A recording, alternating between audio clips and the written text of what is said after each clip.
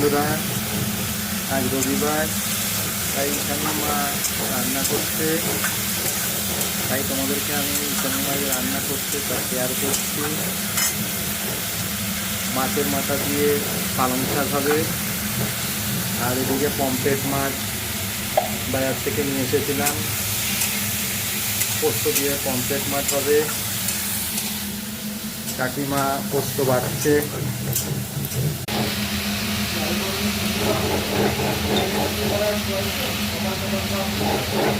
পালং শাক রান্না করছি, মাছের মাথা দিয়ে শাক দিয়ে দিচ্ছি, আর এপাশে তেল গরম হচ্ছে, পমফ্রেট মাছ এবার ভাজবো, ভেজে পোস্ত দিয়ে পমফ্রেট মাছটা করব।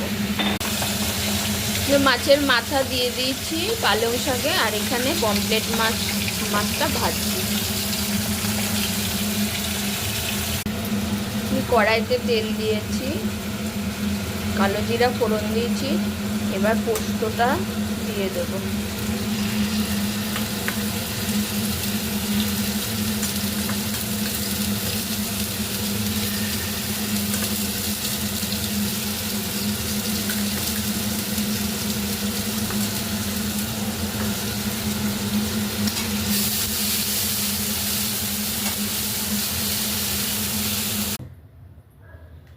এই পমফ্রেটটা নামিয়ে নিয়েছি, এবার একটু কাঁচা তেল দিয়ে দেবো। পোস্তর মাছ তো কাঁচা তেলটা দিলে বেশ স্বাদ হবে খেতে।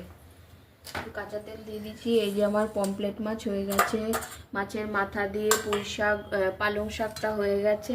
সরি বন্ধুরা, মুসুরি ডাল সিদ্ধ রেখেছি, মেয়ে একটু যদি খায় তার জন্য রেখেছি।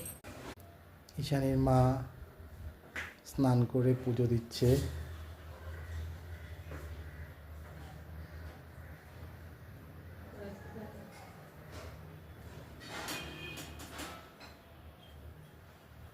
ঈশানী আমার দুজনের স্নান হয়ে গেছে। ঈশানী স্নান করে আমার কোলে ঘুরঘুর করছে। ঈশানীর মা এখন আরতি করছে ঠাকুরের সামনে।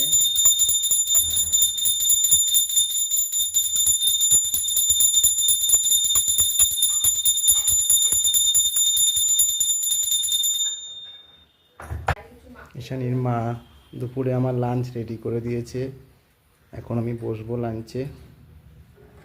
ঈশানীকে ওর মা এখন খাওয়াচ্ছে, জোর করে খাওয়াতে হয়, ও খায় না, একটু খেতে চায় না।